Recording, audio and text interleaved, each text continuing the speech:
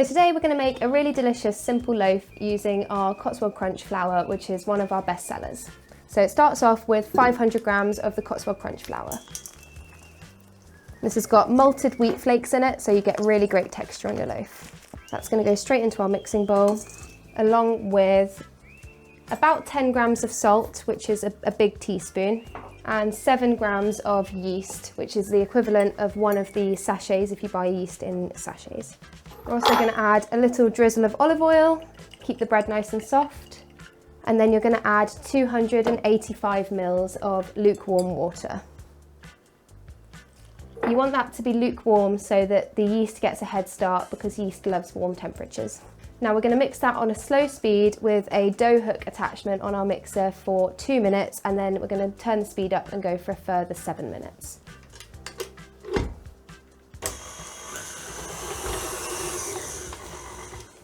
The dough's just finished mixing, it's looking great, so from here what we're going to do is cover the bowl and leave it in a warm place for an hour until it doubles in size.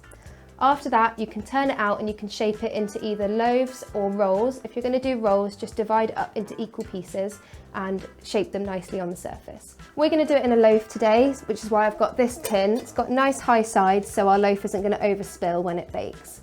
You want to shape it and pop it in here and then cover it and leave it again for an hour. Then you want to bake that at 200 degrees for approximately an hour, but it could be slightly less depending on your oven. Just watch it doesn't get too brown. After that, you can leave it to cool for an hour at room temperature and enjoy.